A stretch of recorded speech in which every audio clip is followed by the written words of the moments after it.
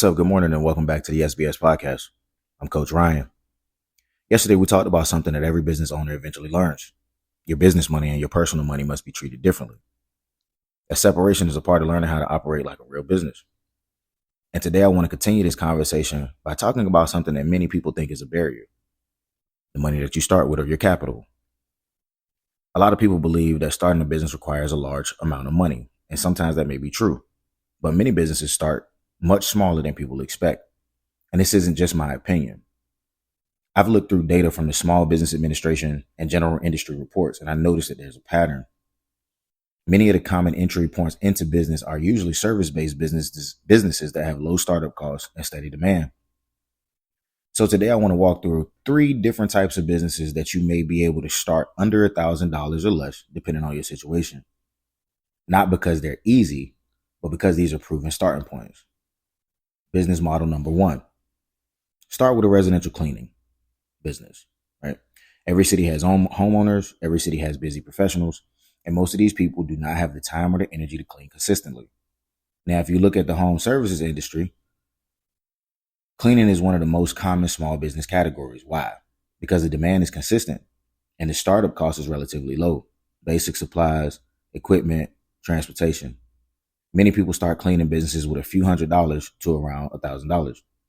Now, here's where it becomes a business. 1 client becomes 2, 2 becomes 5. Eventually, you begin hiring help. And now it's no longer just your labor, it becomes a system. And that's where the growth starts. Business number 2, lawn care or property maintenance. The second example is lawn care or property maintenance, right? Grass grows everywhere. And property maintenance is one of the most consistent needs in both residential and commercial spaces. If you look at the labor and service industry data, landscaping and maintenance services are among the most common small businesses started each year. Why? Because the barrier to entry is relatively low. Basic equipment, transportation, time, and effort. And most people who start these businesses start with a mower and simple tools. Under $1,000 if they play the game the right way and start lean. It's just like the cleaning business, and it grows through repetition. More clients, more routes, more services, eventually a crew. What starts as one person working becomes an operation. Business number 3, digital services. And this is a huge one in present day. This includes website design, social media management, video editing, bookkeeping, graphic design. Now, this category has grown significantly since 2020. Why? Because businesses increasingly have a need for an online presence. It's just where we are in this current brand age. And many of them don't have the talent, the time, or the skills to manage it themselves. The startup cost here is often lower than physical businesses.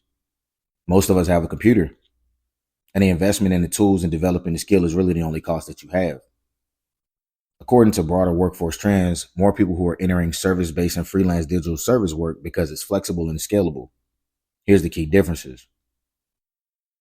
Digital products can scale without physical limits. You move from a freelancer to managing clients to building a team and then operating an agency. And many businesses today literally follow that exact path. Now, some of y'all might be thinking, well, Coach, why would you be giving this away? Or if everyone knows about these businesses, doesn't that mean that the market is saturated? And the answer to that question is no.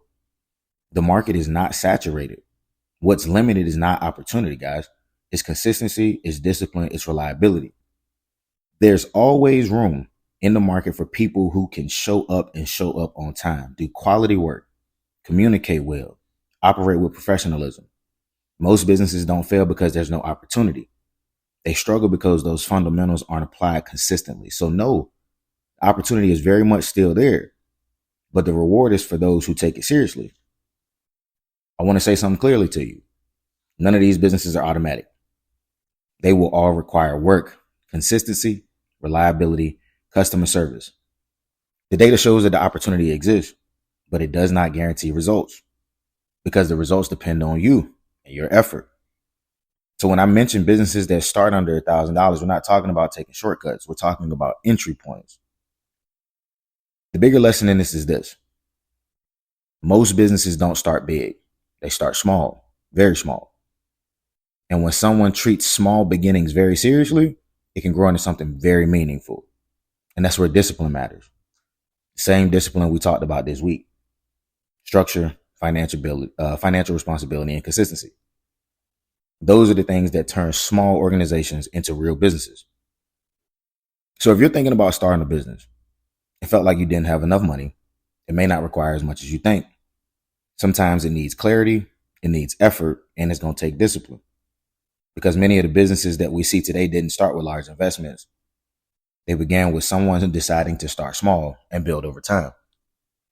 And if you're like me, as a kid, I had dreams of owning a major corporation, hiring hundreds of people, and it's not far from being a thing. But what I realize is most entrepreneurs do not start with a franchise. They don't start with a major corporation where they can just walk into a door and hire 100 people and get it in. Some people can.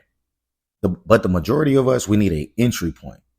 And the 3 businesses that I just listed to you, if you have the time, you have the drive and the effort, you can scale those things. Until next time, fam, we'll dive in again on some other stuff tomorrow. Have a good one. I'm feeling better than ever. Scratch that. Better than better. Only live once. Can't be me. I'm living forever. Turn up the bass. I stay out of trouble. I'm walking with God and stomp on the devil. I had to follow the plan when I did not understand. Now I just feel like the man.